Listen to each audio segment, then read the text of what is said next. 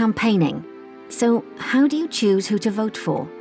Most importantly, your vote belongs only to you. No one should pressure you to vote a certain way.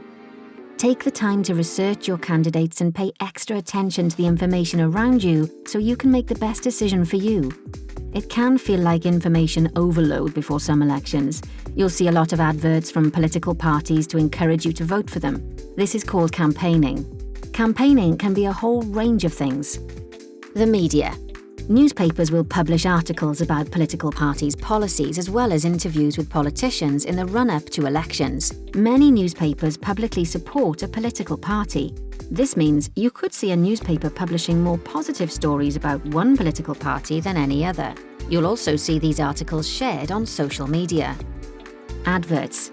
Political parties buy large billboards, give out loads of leaflets and stick posters up around your area. In the UK, political parties aren't allowed to buy TV advertising. Instead, the main political parties are given time on TV to put their policies to voters.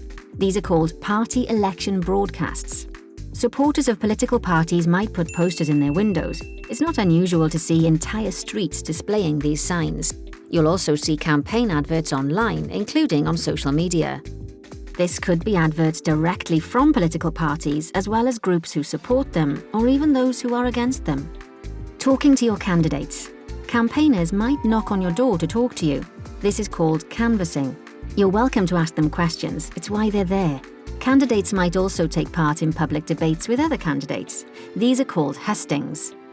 For some elections, political parties publish documents outlining all their policies. This is called a manifesto.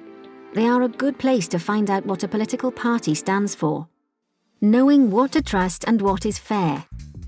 Campaigns should be fair and open. You should be able to easily find out where campaigning information is coming from and that it's trustworthy. There are limits on how much political parties are allowed to spend on campaigning. If they break these rules, they may have to pay fines.